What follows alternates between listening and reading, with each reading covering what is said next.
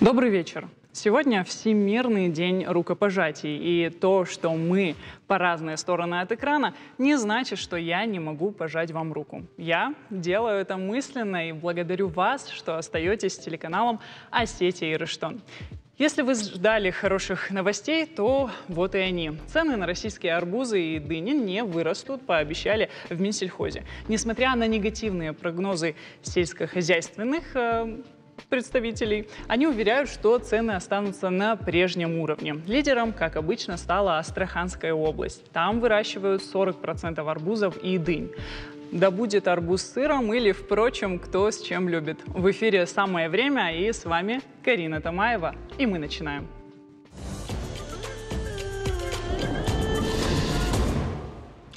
В интернете очень много советов. И они на самые разные темы, начиная модой и трендами и заканчивая медициной и здоровьем. Вот нашла несколько интересных рекомендаций, о которых, возможно, раньше вы не слышали. Первое. Пить кофе с апельсиновым соком – это полезно для здоровья. Врачи объяснили, что такой напиток помогает снизить уровень холестерина. Все благодаря полезным веществам, которые содержатся как в апельсинах, так и в холодном кофе. Второе. Последний прием пищи должен быть за 3 часа до сна, предупредили врачи. А если пренебречь этим правилом, то еда не попадет из желудка в кишечник, и активный процесс пищеварения задержится, что очень вредно. Думаю, вы это и так знали, но напомнить лишним не будет. И третье, но тут уже наоборот. Чай в пакетиках, пирамидах может привести к риску развития рака. Исследования показали, что при заваривании подобные пирамидки наночастички попадают в организм, и часть из них накапливается в клетках тела. Пластик приводит к мутациям, которые создают риск развития рака. Значит, пора переходить на заварной чай. Но вот мы с вами сейчас размышляем о том, что полезно, а что вредно для нашего организма. Но вы только задумайтесь, как сложно изучать и, самое главное, лечить тело человека. А врачи – это люди, благодаря которым мы можем быть спокойны за наше здоровье. И как же хорошо, что у нас в Осетии так много врачей, которых мы можем назвать выдающимися. И следующая новость тому подтверждение. В стенах Северо-Осетинской государственной медицинской академии встретились финалисты медицинской премии «Мега-доктор» за вклад в развитие медицины Осетии. Всего в конкурсном отборе участвовало 38 заявок. Борьбу за звание победителя в каждой из номинаций продолжили авторы 3 заявленных работ. Претенденты выступили с короткой презентацией и ответили на вопросы экспертного жюри. Каждый победитель премии получил памятную статуэтку и денежный приз в размере 250 тысяч рублей. И сегодня с нами победители премии: Заурбек Тотиков, доктор медицинских наук, профессор кафедры хирургических болезней СОГМА, и Егор Ревазов, заведующий отделением гнойной хирургии пригородной центральной районной больницы Республики Северная Осетия Алания и кандидат медицинских наук. Добрый вечер. Я уже иду к вам. В первую очередь я вас хочу поздравить. Это на самом деле выдающееся достижение. Но все-таки, я думаю, сейчас и мне, и нашим зрителям хочется узнать, как вообще вы решили принять участие в этом проекте. Заурбек Валерьевич, начнем с вас. Как вы к этому пришли? Ну, скажем так, было некоторое понимание, представление того, что у нас есть хорошие наработки, новые методики, оригинальные методы оперативных вмешательств, о которых можно было заявить более широкой общественности, не только медицинской или какой-то узкохирургической, которая и так, в принципе, о них знает, поскольку мы выезжаем на различные съезды, конференции, публикуемся активно, но и более широкому кругу лиц нашей республики. И, соответственно, так вот решили подать одну из наших разработок на премию. Ага. А вот тогда скажите, что для вас лично значит эта награда? Ну, получение премии – это высокая оценка нашего многолетнего труда и вклада в развитие здравоохранения родной республики, что для нас приятно и отрадно, также является еще, я думаю, хорошим стимулом, чтобы работать дальше уже во благо нашего народа. Егор Борисович, ну а вы, как вы пришли к тому, что надо поучаствовать в премии? Наши разработки, они начались в этом направлении, начались уже где-то в 2018 году и на кафедре общей хирургии. Это совместно с профессором Царас Ардионовичем Хутиевым начиналось. Постепенно мы пришли к тому, что мы имеем в научном плане. Мы получили данную разработку и начали ее внедрять в практическое здравоохранение. Публиковались, доклады были на конференциях, и уже получив определенный задел, попытались выйти на что-то большее. То есть какой-то этап, через который опять-таки нам нужно сегодня переступить. И одной из надежд переступить этот этап, получить более широкое применение и дальнейшее внедрение нашей разработки, возлагался непосредственно на этот конкурс. Вот вы несколько раз упомянули, собственно, вашу разработку, а давайте подробнее о ней поговорим. Внедрение новых методов диагностики и лечения на территории Осетии. Расскажите нам поподробнее, о чем она. На сегодняшний день как российской, так и мировой проблемой является получение морфологического, в частности гистологического материала из опухолей головки поджелудочной железы и дистального отдела Халедаха. И эта проблема, она звучит постоянно, и она является определенным ступором в развитии дальнейших методов именно лечебных данной патологии.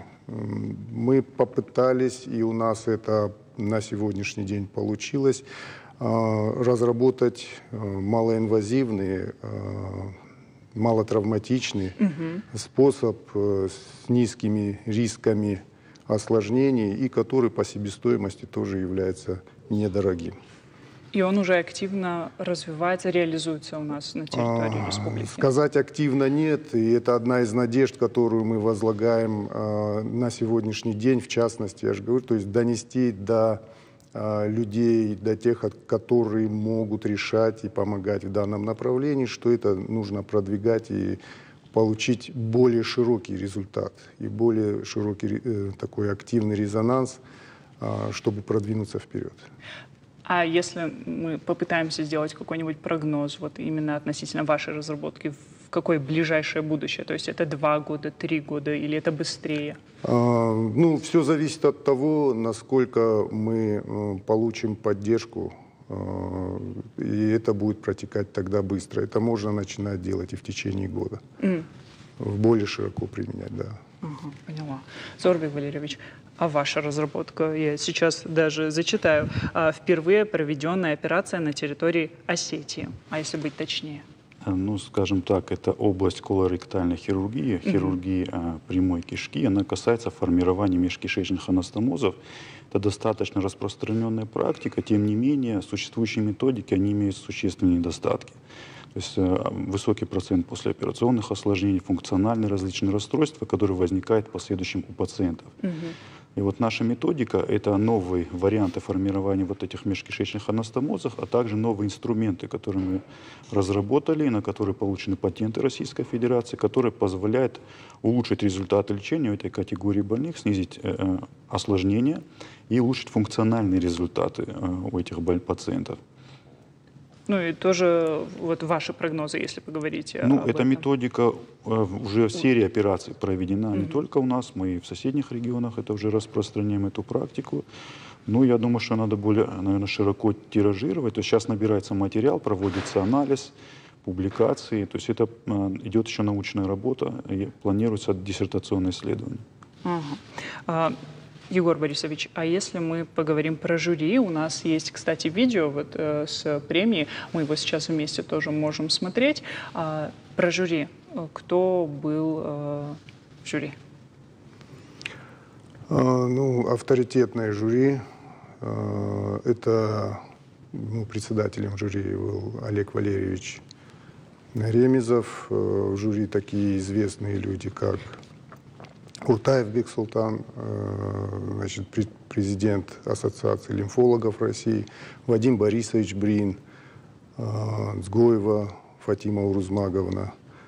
Это люди высокого уровня, высокого ранга.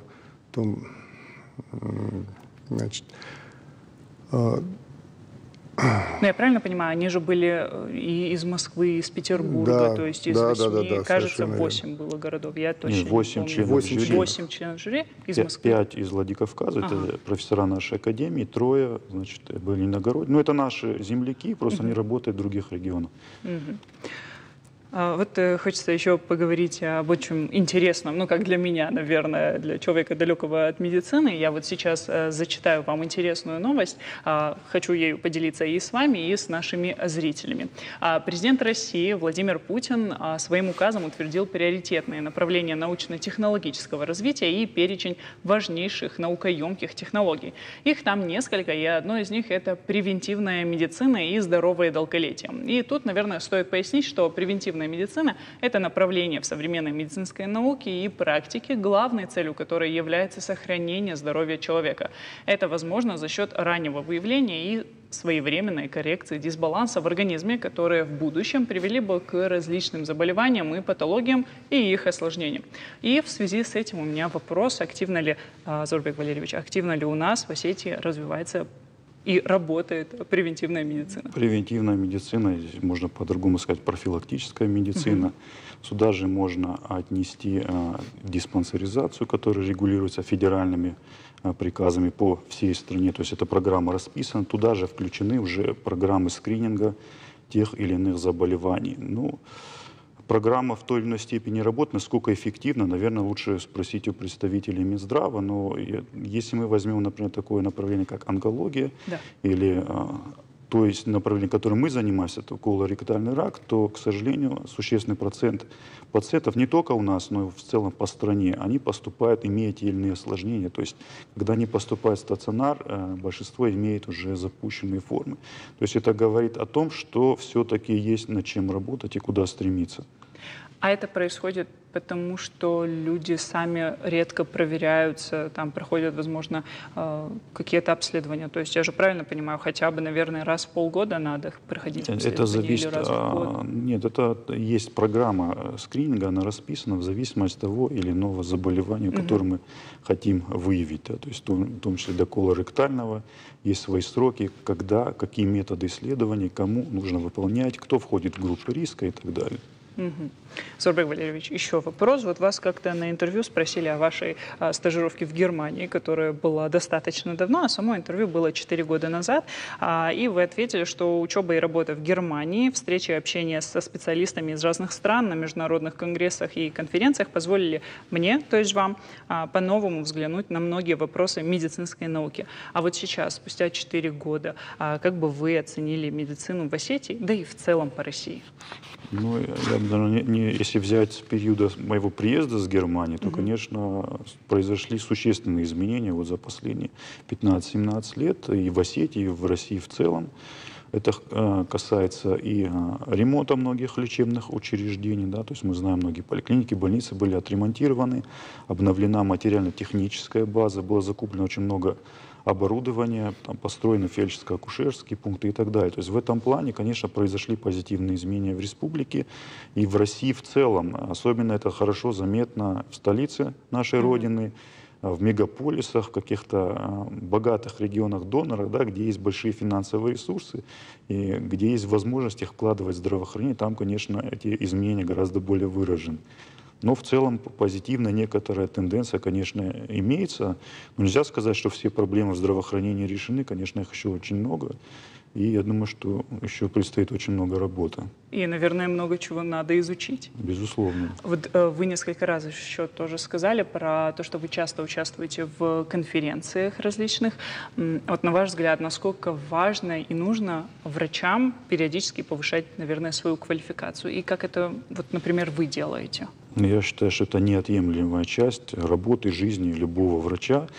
То есть он должен работать над собой, повышать свою квалификацию, выезжать на съезды, конференции, обмениваться опытом, получать какие-то новые знания, поскольку это будет непосредственно сказываться на его повседневной работе.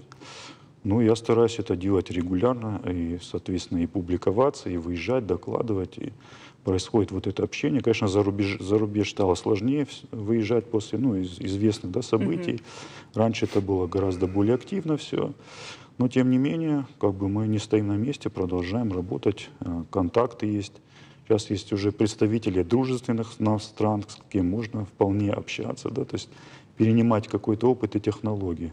А вот если мы так поговорим, вот в каких странах вам больше всего нравится медицина? Вам, Егор Борисович, может быть, вы для себя определяете какие-то фавориты страны? Ну, мне в этом плане несколько сложно говорить, ибо я знаю это только по литературным источникам, непосредственно сам не выезжал и не видел, пока, по крайней мере. Вот. Ну, как бы считается это, конечно, это сильная медицина на Кубе, сильная медицина в Израиле, в Америке, ну, в европейских странах, в Японии считается тоже передовой медициной. Поэтому в этом плане можно, как говорится, указать на большинство высоко развитых стран, и тогда и у них практически у всех будет высокоразвитая медицина. Ну, я думаю, что все только впереди. Еще будем изучать и медицину других стран, наверное, и перенимать какой-то их опыт. А если вот поговорить больше про студентов, молодых врачей, медиков, Егор Борисович, ваше мнение о них? Ну, мое мнение такое, что студенты, ну, непосредственно и моя работа, она практически на всем протяжении связана с преподавательской деятельностью. Постоянная работа со студентами показывает, что они у нас хорошие. Студенты есть, всегда есть лидеры, всегда есть те, которые хотят добиться хороших результатов. Правда, их целеустремленность зачастую вводит их за пределы нашей республики, и они добиваются там хороших результатов. Часть из них возвращается, но есть и те, которые добиваются этого здесь у нас. Нужно отметить еще то, что на сегодняшний день у нас сформировался такой провал. В чем? То есть у нас есть, в хирургии в частности, у нас есть специалисты уже постарше, которые опытные, старшие, и есть те, которые новички пришли, которых тоже на данный момент мало, но происходит, вот на что вы обратили внимание, что потихоньку начинается какое-то возрождение, а среднее звено, ну, не хватает. У нас не хватает хирургов в республике, чтобы закрывать полностью потребности, которые есть. Особенно в один момент у нас большая часть, она как-то устремилась в пластическую хирургию, но вот опять появились какие-то зачатки того, что молодые ребята опять хотят быть в хирургии. Да, их пока немного, их нужно ценить, им нужно помогать, поддерживать. Вот. Ну, это уже наша задача, да, такая. Я думаю, сейчас наши зрители, в частности, наверное, родители детей, которые только встали на путь выбора будущей профессии, они сейчас призадумаются о том, куда же все-таки направлять своего ребенка, если уж их не хватает, хирургов. Заурбек Валерьевич, еще одна цитата из вашего интервью. Я, честно говоря, зачиталась. Вы сказали, что, безусловно, для повышения конкурентоспособности наших врачей необходимо повысить их мотивацию, то есть хотя бы создать клиники с современным оснащением и достойно оплачивать труд хороших специалистов. Давайте поговорим о мотивации, насколько она сейчас у нас, наблюдаете ли вы вообще ее у нас среди врачей и студентов? Играет, конечно, огромную роль в жизни, в развитии любого человека, и врача в частности. Безусловно, есть мотивированные студенты, есть мотивированные молодые врачи. Вот как Егор Борисович отметил, стали появляться молодые ребята, кто интересуется хирургией. Вот, в частности, в клинической больнице скорой помощи таких 5-6 человек сейчас есть. Они развиваются, и мне, например, отрадно видеть, как они прогрессируют, то есть осваивают новые технологии, работают над собой. И, конечно, вот эта мотивация пока у них сохраняется, и хотелось бы, чтобы она сохранялась дальше, и они не разочаровались, и, не дай бог, не ушли из своей специальности. А вот про мотивацию, если да, то важно же, чтобы вот старшее поколение еще и поддерживало их, или это все-таки больше зависит и от оплачиваемости? Ну, здесь это комплексный вопрос, то есть, конечно, и должна быть преемственность, да, передача опыта с поколения в поколение, должна быть достойная оплата труда, чтобы человек себя чувствовал спокойно, да, чтобы он не думал, где ему заработать в данный момент, может, какие-то лишние деньги. И важны условия труда, то есть рабочее место, в каких условиях работает доктор, может ли он реализовать себя на этом рабочем месте, есть ли у него современное оборудование и так далее, посредством которого он может делать какие-то, может быть, новые вещи или работать на высоком уровне. Разрабатывать, возможно, что-нибудь еще, уже работая. Невозможно разрабатывать, но должна быть какая-то база все равно, от которой надо отталкиваться. Заурбек Валерьевич, ну, поделитесь с нами, возможно, вы уже о чем-то думаете, какие у вас дальнейшие цели, планы, возможно, еще какие-то конкурсы, в которых вы хотите и будете участвовать?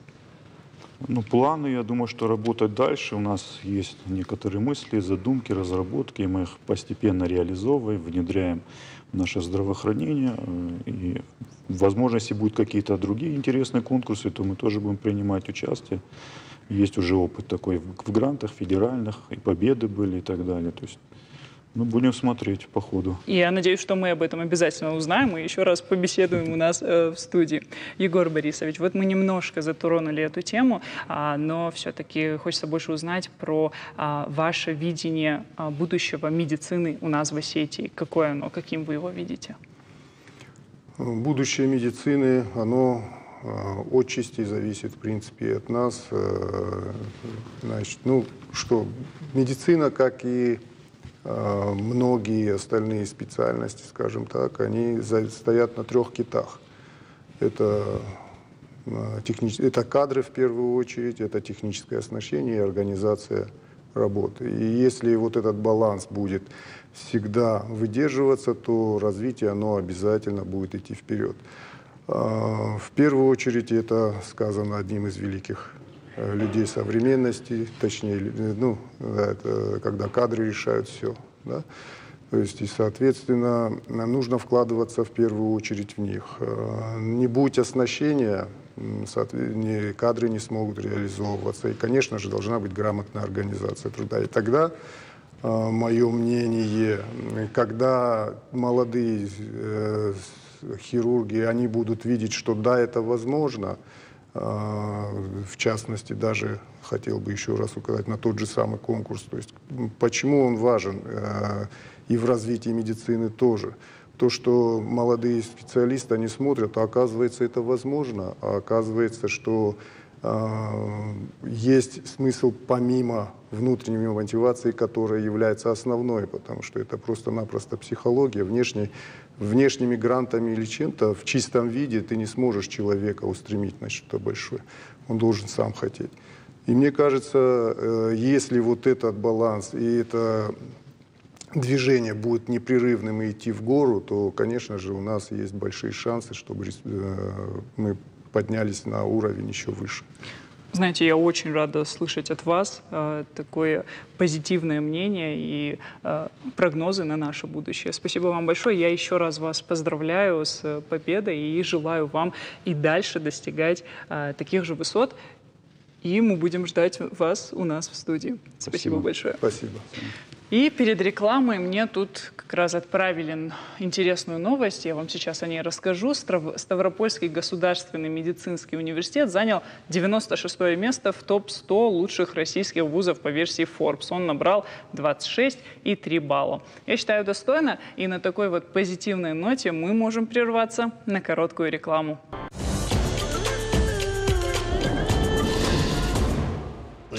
Я тут за время рекламы прочитала, какие сувениры привозят из путешествий. А вот магниты в поездках покупают 65% граждан. Чуть меньше чая или сладости, их 53%, и украшения 46%. Из бесплатных сувениров россияне также привозят камни и шишки, а еще шампуни и тапочки из отелей. Вот такие дела. Знаете, совершенно точно я знаю, что из Осетии можно увезти сыр и прекрасные воспоминания. И вообще на Кавказе чудесно. Посмотрите только на эти фотографии. Волшебные мгновения на вершине визитной карточки Ставрополя, горы Бештау. А чтобы путешествие точно запомнилось, надо слушать еще и народные мелодии. И вообще, знаете, у нас на Кавказе очень много талантливых людей, и самое главное, они патриоты, личности, которые любят свою страну и малую родину. И сегодня я хочу вам рассказать о проекте, который реализует военно-патриотический комплекс мероприятий для молодежи Северной Осетии, и о людях, которые стали его идейными вдохновителями. У нас в гостях Асланбек Касаев, модератор, начальник военно-полевого лагеря, Дмитрий Хурумов, модератор, экскурсовод исторических экскурсий, и Алан Базаев, заместитель руководителя проекта «Верность Родине. Наша сила». Добрый вечер. Ну, наверное, самое главное, стоит начать с того, чтобы мы поняли, что такое проект «Верность Родине. Наша сила». Говоря о проекте, почему он возник, мы в прошлом году совместно с Комитетом по делам молодежи отвезли более 100 детей в Москву по местам боевой славы. Дмитрий как историк, экскурсовод, Аслан тоже в этом плане работает. И Дима заметил то, что дети приняли эту программу, усвоили эту поездку, больше вдохновились, честно говоря, больше, чем его парами. И мы побывали в Москве на Поклонной горе, в Парке Победы, Алабино. И когда мы увидели вдохновение детей, когда они прониклись этими событиями Великой Отечественной войны, то мы решили написать проект. Проект под названием «Верность Родине. Наша сила». И мы написали комплекс мероприятий, где идут исторические экскурсии, квесты, игры.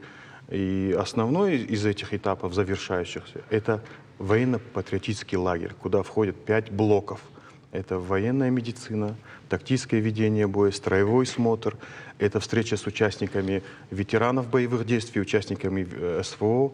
И вот этот комплексное мероприятие в стране стал второй по значимости. Охват детей более 10 тысяч. То есть это все разные направления, вот то, что вы перечислили. Да. Это все разные направления в одном проекте. Это комплекс связанный, когда ребенок, погружаясь в игру, потом посещает места боевой славы, потом он обучается тактическому ведению боя, оказанию первой медицинской помощи, БПЛА. Вот это все комплексно связано. И вот мы поняли то, что ребенка надо заинтересовать и завлечь его. И это у нас в этом проекте очень хорошо получается. Аслан, расскажите нам про цель проекта. Главная цель данного проекта заключается в том, чтобы те молодые люди, дети, пройдя уже через все те мероприятия, о которых рассказал Алан, вышел уже на какой-то стадии образованным. Ведь если мы сегодня возьмем 2 одноклассников любой школы, один прошел через все вот эти мероприятия, второй не прошел через эти мероприятия. Конечно, вся республика не сможет через них пройти, это огромная масштабная работа. Но эти 2 пацана завтра, образно говоря, завтра уйдут в армию служить, долг Родине, как все мы служили. И тот, который прошел через нас, у него уже будет свой багаж знаний в области работы с БПЛА, в области первой медицинской помощи. То есть вот эта начальная военная подготовка, которая подразумевается в данном проекте, он уже придет. А там, в армии, если он поедет, например, в Ростовскую область, Новочеркасск, там есть учебные центры, то он просто добавит к своим знаниям. Естественно, тот, который приходит со знаниями, он там, я не знаю, сейчас еще позволяет армия или не позволяет, командир отделения или какой-то другой, то есть уже входит со знаниями. Он своими знаниями может делиться и приумножать. То же самое и девочек. Там же не только у нас мальчики будут, девочки тоже будут. Я считаю, что и девочка, и мальчик, они обязаны знать первую медицинскую помощь. Ибо плохо может стать любому человеку, а оказать помощь должен не девочка, а мальчик, а человек. Если человек знает медицинскую, начальную медицинскую помощь, то не пройдет мимо. А если не знает, ну просто будет смотреть. Просто будет смотреть. Я, например, не знаю. Я образно говорю, я, например, не знаю, чем я могу помочь человеку. Ничем. Я буду просто Вызвать смотреть. скорую можете? Ну, скорую вызову, да, скорая приедет, все, но наверное. успеет ли. То же самое, вот БПЛА. Современная жизнь диктует свои правила. Это век новейших информационных технологий. И если ребята знают обращение с данными летательными аппаратами, так их назовем, то мы же гордиться ими будем. Вместо того, чтобы они копались вот в этих телефонах, они будут заняты делом. А не факт, что завтра эти дети, которые пройдут через нас, не заинтересуются военным делом. Кто-то пойдет учиться в СОГМА, кто-то в военную академию. То есть мы не знаем, что пробудит в ребенке тот проект, о котором мы говорим. Но если я правильно понимаю, то вот ваша целевая аудитория — это в основном дети до 18 лет. Да, 12-17. А вот вы не хотите, возможно, в дальнейшем расширить, собственно, диапазон, чтобы даже если нам было, вот мне 22, чтобы я тоже могла к вам прийти, пройти весь этот путь и научиться чему-то новому?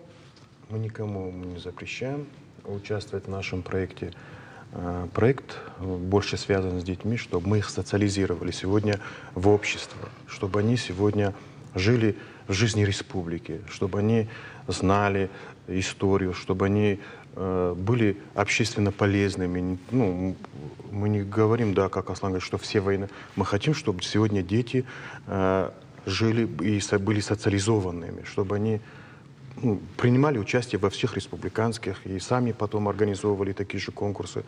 Если сегодня детьми не заниматься, то, как Аслан показал свой телефон, то они телефонами займутся. И сегодня наша задача привести детей и заниматься ими, чтобы больше отвлечь их от этой жизни. А вот сколько уже у вас участников?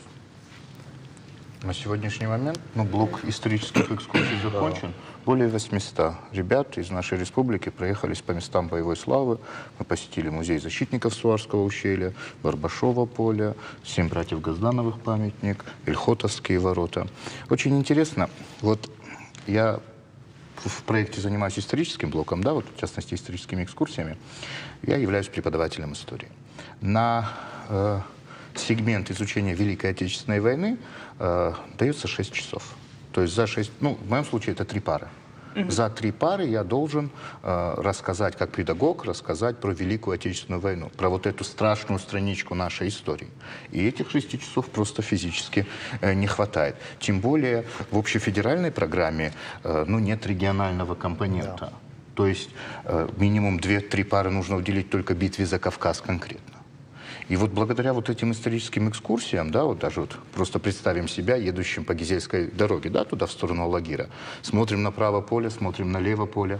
А ведь 80 лет назад здесь были ожесточенные бои. И студенты об этом должны знать. А вот это самое, что ни на есть, это историческая идентичность.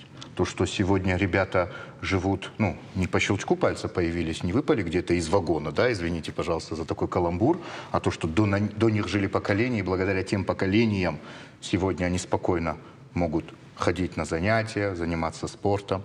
И вот этот региональный компонент можно вот очень хорошо детям, дети его как впитывают благодаря вот этим историческим экскурсиям, посещениям музеев, вот этим играм «Что, где, когда». Причем игры «Что, где, когда» — это же соревновательный вариант, да. И вот команды соревнуются, и тем самым заставляют... Уже, да, и тем самым больше готовятся к этим играм, значит, изучают этот самый материал. Великая Отечественная война — это, давайте у нас даже в нашей стране даже вот такое устойчивое выражение появилось, лишь бы не было войны. Из-за чего? Из-за вот тех страшных событий 41-45 года. Вот давайте будем откровенны. Я, Алан, Аслан, вот ребята, которые в студии нашей находятся, они видели в лица и общались с теми ветеранами Великой Отечественной войны. Они их видели, мы их видели. А вот нынешняя молодежь их не видела. И для них вот, не дай Господь, но вот события Великой Отечественной войны могут стать чуть-чуть очень далекими. И вот чтобы этого не произошло, с ними нужно заниматься, рассказывать. Рассказывать о Чебахан Басиевой, конечно же, о Бабаеве Ахсарбеке, потому что с его именем начинаются все списки по стране Героев Советского Союза. О Бесе Александровиче Плиеве, о Хитагурове, о Мильзахове. И они должны это знать, благодаря кому они сегодня живы. Вот.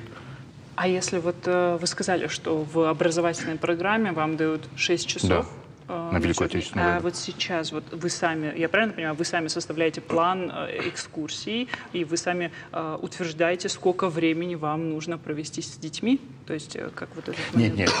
По плану экскурсии мы, когда подавали проект, мы вот написали «Места боевой славы». Я рассказываю как педагог, я преподаю историю в учебном заведении. И в учебном заведении у меня только 6 часов. Да. Беру своих студентов, вывожу по местам боевой славы, вот Алан, Аслан помогают. И я скажу, тех, кого я вывожу по музеям, они лучше усваивают историю Великой Отечественной войны. Это факт. Как-то все-таки, когда они в музеях, они могут эту каску потрогать, автомат, возможно, который, увидит рацию и так далее. Как-то вот больше. И в игровой манере в том числе. Поведение тоже детей меняется. Вот, например, когда они посещают Зорикал, 7 братьев Газдановых, они понимают, что вот они вот изображены в виде журавлей, но они вчера были живые. Вчера были живы, а сегодня вот они такие. И они даже слушают. Если в классе ребенок может себе позволить там побаловаться, в телефон заглянуть, там соседа дернуть, там косичку девочку. Здесь они себе этого не позволяют, потому что их национальный дух, их внутренний голос им не дает этого сделать. Какой бы ни был ребенок, когда он понимает, что он находится вот в таком месте, где это не положено делать. Это как святое место. Я считаю, что нет никакой разницы, что прийти на места боевой славы или посетить святое место. Это одно и то же. Одни помогают оттуда, а другие помогли отсюда. И это одно и то же. Для меня, по мне. И дети меняются. Они домой приходят, они интересуются, они задают какие-то вопросы, других потом, я думаю, чему-то научат. Мало кто может похвастаться тем, а дети практически этого не знают, что у нас 2 героя Советского Союза, у которых по 2 звезды, Фесин и Плиев. Когда я их спрашивал, вот назовите мне 2 людей из Осетии, у которых по 2 звезды героя Советского Союза. Они говорят, Исаак Александрович Плиев, а второй? И молчок. И молчок. Это из-за того, что они не знают. Они должны это знать. Ну, какая нация? Ну, я не беру большой русский народ, там их много. И по 2 звезды, по 3 звезды. Но малочисленные народы, ну, кто похвастается, что вот в маленькой вот такой республике 2 человека имеют по 2 звезды героя? Думаю, никто. А дети это должны знать. Они должны знать в лицо. И вот почему я об этом говорю? Вот перед нами, возле меня футболки. Футболки, или как они называются, я плохо знаю русский язык. Футболки. Да, вот фотокарточка. А можно мне ее? Пожалуйста, я пожалуйста. Посмотрю. Да. Тоже. И покажу заодно нашим зрителям. Да, где-то вот Барбашов есть, вот братья Газдановы. То есть вот этих маек сделано много. Со всеми героями Советского Союза, которые вышли из Осетии. Конечно, всех мы не обхватим, весь Советский Союз, но выходцы из Осетии. С каждым и с местами боевой славы они сделаны тоже. Это все для детей. Но в чем их важность? Да. Вот сбоку вы видите, Дмитрий Григорьевич, как вот это чудо называется? QR-код. QR-код. Вот этот QR-код не просто нарисован. То есть не у каждого есть время пойти в библиотеку, спрашивать. И если я одену эту футболку, Да. то второй человек, для того, чтобы узнать, он может включить вот так свой телефон, подвести к этому QR-коду, и у него выскакивает вся история о человеке. Вот, подвиге, например, почему... А я могу попробовать вот Можете, прямо да. сейчас? Я вот Вы- тут делаю. А мы вот- тоже умеем, вы нам просто запретили телефон включить. Ну я тогда, я вот Да, попробую, но у и меня пока- я к чему говорю? Вот, я не скажу, что к стыду своему тоже, 79 героев Советского Союза. На лицо каждого не запомнишь, так же, как и по фамилии. Но наведя свой телефон, да, Получилось. вот так, получилось. И мы все можем прочитать. всё можно прочитать. Вот, и как раз это можно даже, наверное, фотографии себе сохранить. Там та же фотография, что и на рубашке, на футболке. Да. Да. И вот касаемо всех героев Советского Союза, выходцев из Осетии тоже. Вот, та фотография, которая на груди, та же фотография и там. И они видят, что кто он, что он, Какой подвиг почему он, совершил. да, какой подвиг завершил, за что ему дали героя, звезду героя. Ну, мне кажется, вот здесь была проделана огромная работа. Надо было хотя бы Это работа придумать. Дмитрия Григорьевича. Он у нас историк. И точно так же, вот мы сейчас говорили о детях, как вы уже заметили, 3 этапа. 3 этапа идет Да. программа. Вот всего вот этого «Верность Родины», «Наша сила». Первый этап – это вот исторические экскурсии. Вот сейчас второй этап будет реализовываться. Это лагерь. Это военно-полевой лагерь. Все дети, которые там будут принимать участие, это 500 детей от 12 до 18 лет. И все они будут обмундированы вот в такие масхалаты, под такие головные уборы. То есть это действительно Антураж будет такой будет. военно-полевой лагерь. Военно-полевой лагерь. От 12 до 18, 18 лет. они будут как-то разбиты по Конечно, конечно. Вот сколько вы перечислили секций, там Да. вот тактическая подготовка, ППЛА, то есть по каждому направлению будут свои профессиональные инструктора, которые это знают, не понаслышке, не по интернету, а которые обучались специально. И по 25 человек поэтапно, то есть вот 25 человек приходят на одно направление, их учат вот, тому направлению, которое которым они Но они не действуют. могут, да, пересекаться с другими направлениями или могут? Они все пройдут все эти этапы. Но вот, например, 4 человека стоит, 2 человека до обеда работают, 2 секции работают По двум по направлениям? 2 направлениям, другие по 2. Потом после обеда они меняются, те идут сюда, и те идут туда. И так в течение 5 дней мы будем работать. И все дети, то есть 250 человек Да. вот в первом этапе, они все пройдут через Все эти блоки. все эти блоки, которые вы перечислили. А потом 250 во втором. Да. Всего 500. Мне кажется, это надо было очень сильно постараться, чтобы вот уместить столько детей вот за такой конкретный, короткий срок. Хочу сказать то, что в стране наш проект занял 2-й по значимости, по охвату, по актуальности. Актуальность в каждом направлении, да, то, что вот по местам боевой славы провозить детей, да, вроде возим, но развозя детей, мы еще им даем майки, да, майки каждому. Раздавая майки, то, они еще и это впитывают, вот это уже каждый вот в автобусе друг другу сканировал QR-код, а у тебя кто это, вот этот момент. Игры, квест, да, в играх квест более 1000 детей в этой плане играют. Что, где, когда, тоже более 1000 детей. В лагере 500 детей, в поисках более 800 детей. Встречи с участниками СВО, охват идет более 3000 детей. И один из блоков в летнем лагере на себя взял наш батальон «Шторм Алания» во главе с командиром Цугуевым Игорем, позывной «Король», который будет именно вести этот блок тактического ведения боя, тактического оказания первой медицинской помощи, БПЛА. Это И вот у нас такая команда собралась в данном проекте, что все в своих направлениях специалисты. Да? Дима как историк по экскурсиям, там, по оказанию первой медицинской помощи, это у нас волонтеры-медики, это спасательный корпус. В БПЛА это те люди, которые прошли обучение в Гудермесе, которые на данный момент в СВО управляют беспилотными системами.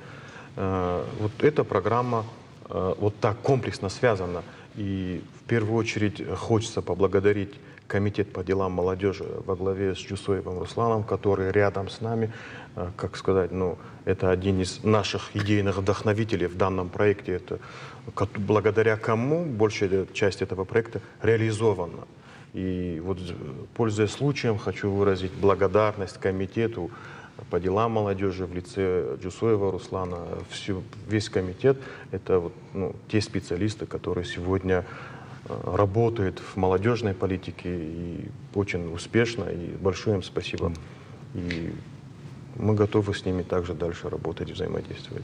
Я думаю, все будет прекрасно, и все будет только лучше. Вот я правильно понимаю, вы сейчас рассказали про наставников, про учителей, а вот команда проекта, то есть это же все равно немного другие люди. Мы, может быть, забыли про кого-то сказать, упомянуть. Вот в команду проекта, в команде проекта это Цугоев Игорь, да, это командир батальона «Шторм-Осетия».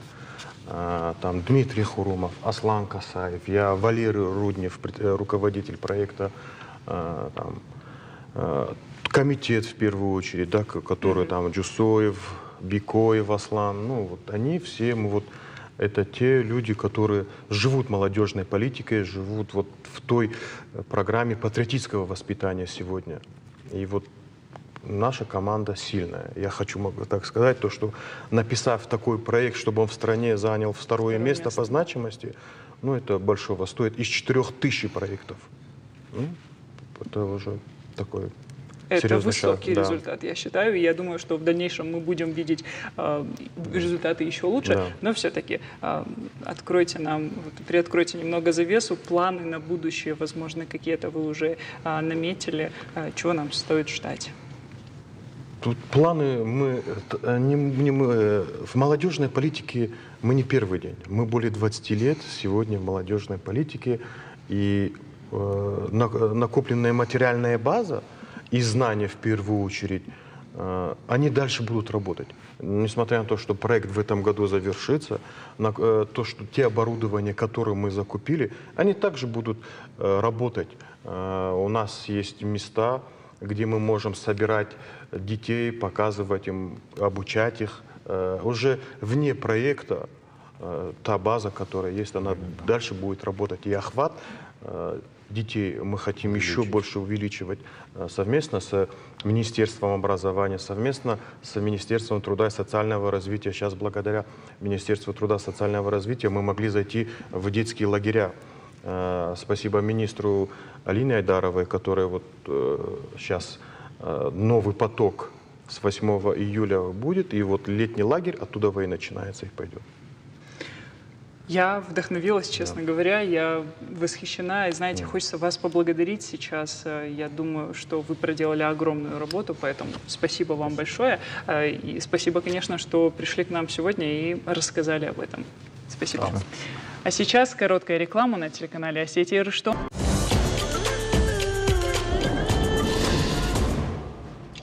Реклама прошла быстро, и мы снова с вами. Школьница набрала 400 баллов на ЕГЭ по 4 предметам. Александра из Москвы умудрилась получить по 100 баллов на экзаменах по русскому, профильной математике, физике и информатике.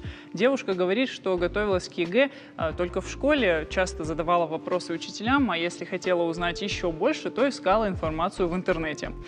Ох уж эта любознательная молодежь, которая вечно хочет спрашивать и узнавать больше. Кстати, вот у меня к вам вопрос. Знаете ли вы, до какого возраста человек считается молодым?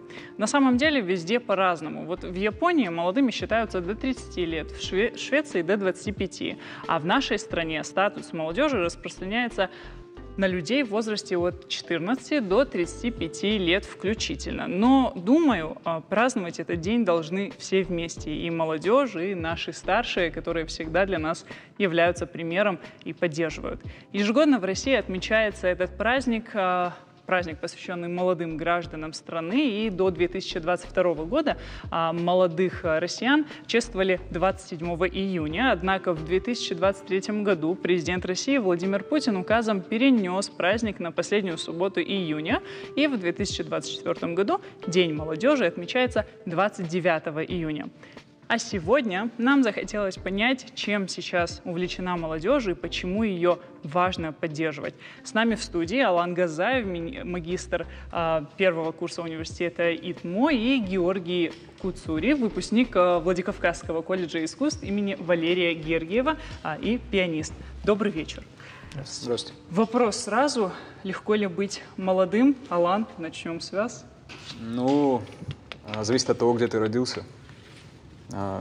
В России, я думаю, нормально. Если ты родился в Африке, то чуть-чуть потяжелее, может быть, необычно даже. Но так в целом нормально. Ну, вы не жалуетесь, вам комфортно? Да, пойдет. Георгий, а вам? Ну, как сказать, довольно легко, потому что так или иначе это время, когда можно познавать очень много различных сфер деятельности. И, наверное, для меня лично, я думаю, это будет наивысший, как раз-таки наивысшая точка моей активности в моей жизни. То есть то, что мое становление, когда здесь закончится, далее оно будет менее... продолжать, в общем, я буду в том же формате, на каком остановлюсь здесь. Ага. А вот вы со своим направлением будущего определились сразу? То есть в 9, в 10, возможно, в 11 классе вы уже понимали, кем хотите быть? Ну, я так скажу. Музыкой я занимаюсь вот с 1 класса, если говорить про школу, и с 7 лет. И по сути своей, она для меня всегда значила очень многое. Я любил участвовать в конкурсах, в концертах и так далее. И хочу отметить, что она, опять же, очень ярко влияет на жизнь. Она всячески развивает человека и как раз-таки дает то самое духовное обогащение, которого, как по мне, не хватает нашей молодежи нынешней. Mm-hmm. Вот знаете, чтобы наша беседа сегодня была еще более насыщенной, с нами на связи Валерий Дзгоев, кандидат физико-математических наук, меценат. Валерий Дмитриевич, добрый вечер. Нас слышно, видно? Спасибо большое. Все, мы вас тоже слышим. Валерий Дмитриевич, такой вопрос. Вот вы более 40 лет работаете с молодежью, и, насколько мне известно, 30 лет проводите Олимпиаду точных наук. Почему так важна поддержка точных наук?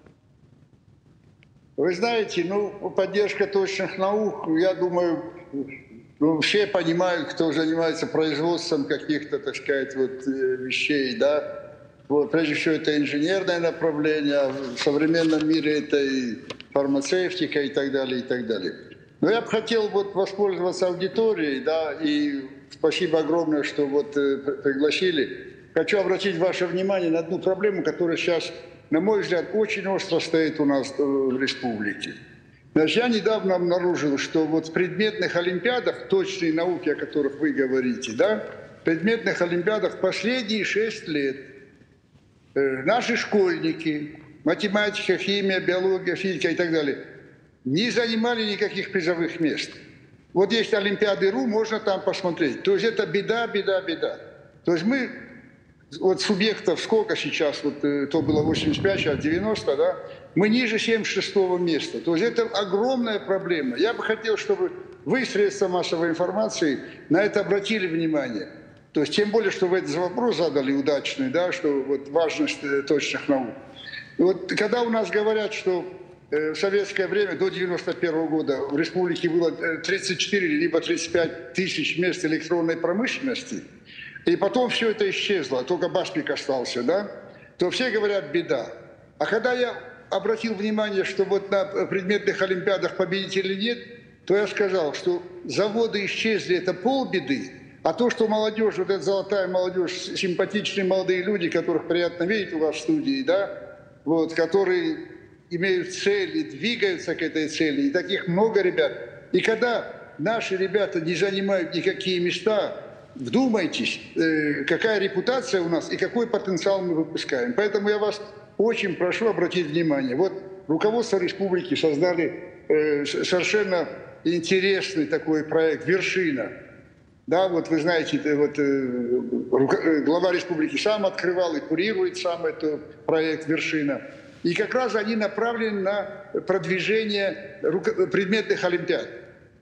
А там разница, знаете, какая? Вот есть физкультура и спорт, а есть спорт высоких достижений. Поэтому предметные олимпиады – это сродни спорту высоких достижений. Поэтому я думаю, и Министерство образования, и очень важно средства массовой информации, надо обратить внимание и за несколько лет ситуацию как-то переломить.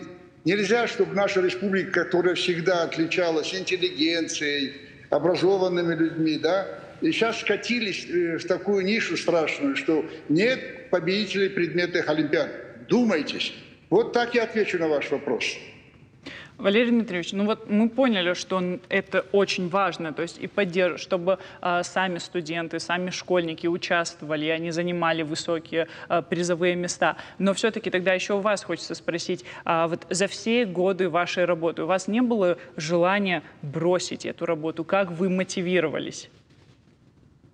Ну, чем вы вдохновлялись? Знаете как, вот вопрос очень... Люди взрослые моего поколения, да, я думаю, мы как-то из советской школы вышли. А в советской школе вот для молодежи это будет интересно, наверняка они это читали. Ну, судите сами, вот я школу закончил в 67 году, даже страшно об этом говорить. А в 61 году Гагарин полетел в космос. И весь мир просто восхищался и рукоплескал, что вот советский человек первый оказался в космосе. Поэтому вот в Советском Союзе вот продвижение точных наук, точных знаний, это была всегда огромная проблема, задача. И очень популярны были шахматы. Поэтому вот вопрос, который вы задаете, ну, понимаете, абсолютно никогда такого желания не было. Скажу вам еще очень интересную одну вещь, малопопулярную. Некоторое время назад я в Москве на семинаре был, очень интересный семинар, аналитический центр при правительстве, выступал аудитор Канады, государства Канады. И он говорит, в конце 90-х мы обратили внимание на то, что экономика стала припадать, отставать. Я уверен, что молодым людям будет тоже интересно. Если я неудачно говорю, то заранее прошу прощения. И кроме всего прочего, эти эксперты обратили внимание на то, что слишком много юристов и экономистов в правительстве.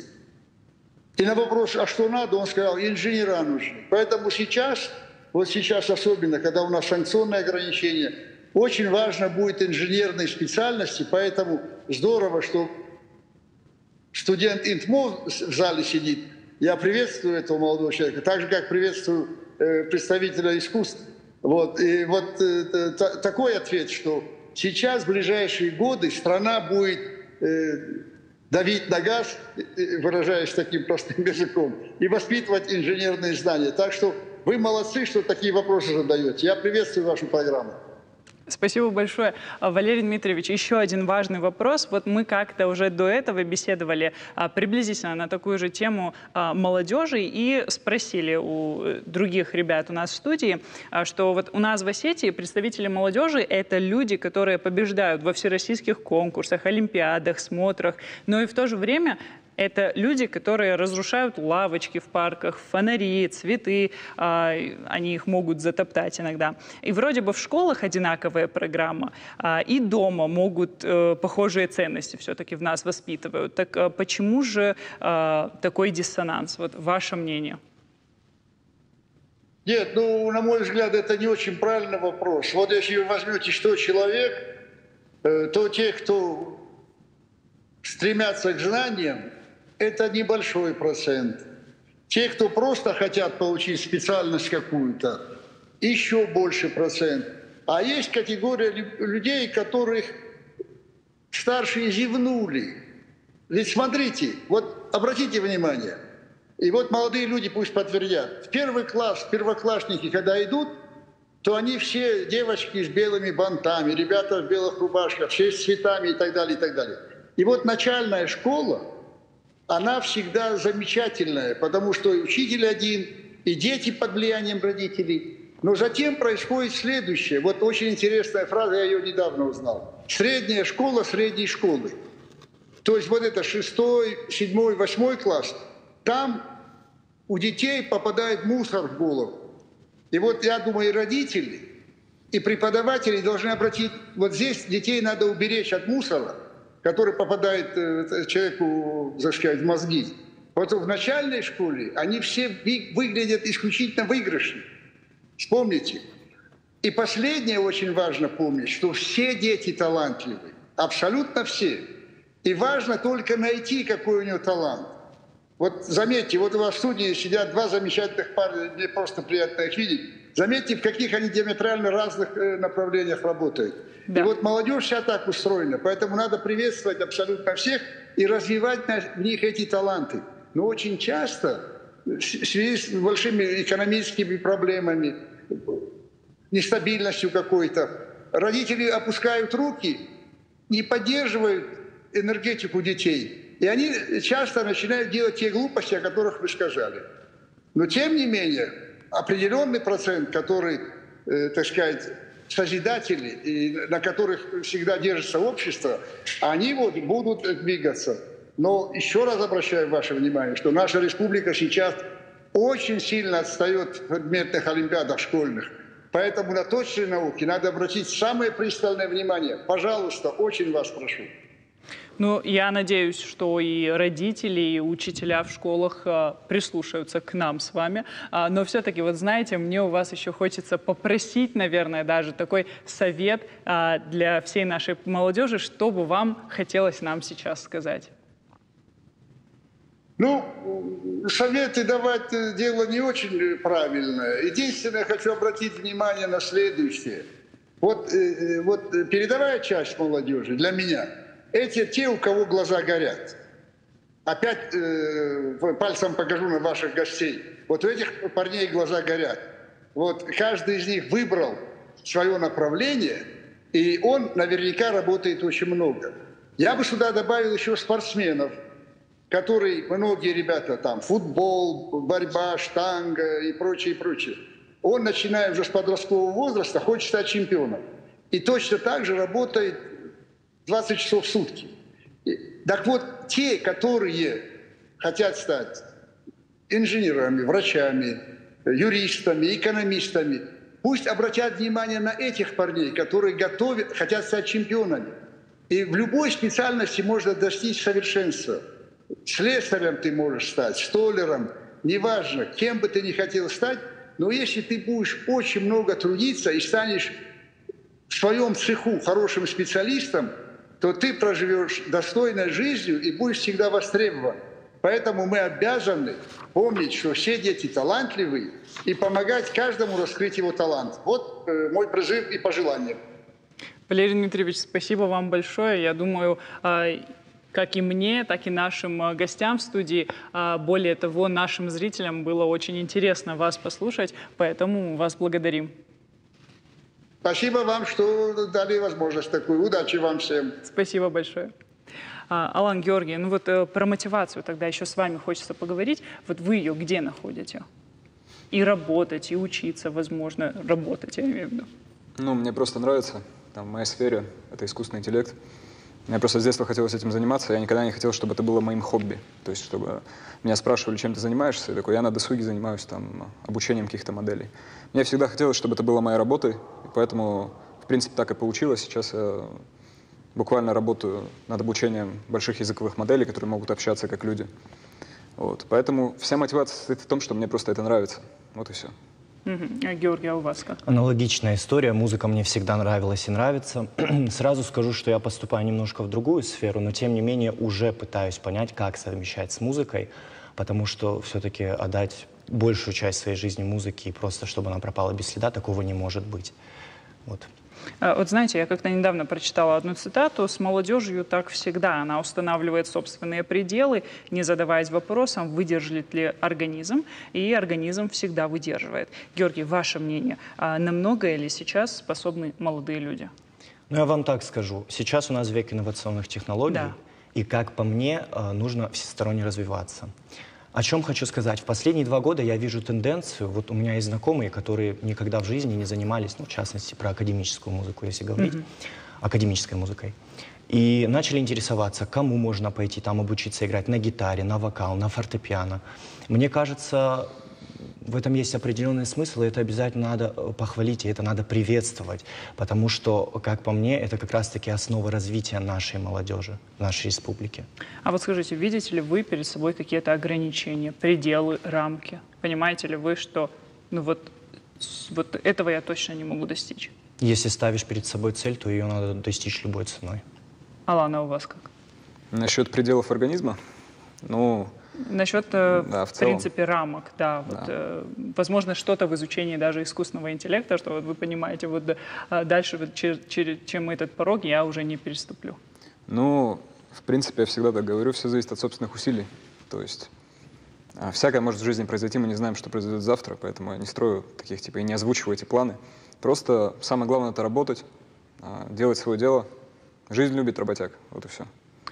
Зачитаю вам одну интересную новость. Вот почти 5 миллионов рублей получила Северная Осетия на приобретение оборудования для районных домов культуры благодаря госпрограмме развития культуры. Это Ардонский, Кировский, Правобережный и пригородные районы. Они уже закупили новую технику и музыкальные инструменты для занятий творчеством и проведения культурно-массовых мероприятий. Об этом сегодня Сергей Миняйло написал в своем телеграм-канале. Проводить концерты и занятия теперь станет намного удобнее. Они работают над тем, чтобы у наших детей были равные возможности как в больших городских центрах, так и в селах. Я считаю, что это прекрасное событие, но в связи с этим вопрос. Скажите, вот на ваш взгляд, в селах у молодежи достаточно возможностей для развития?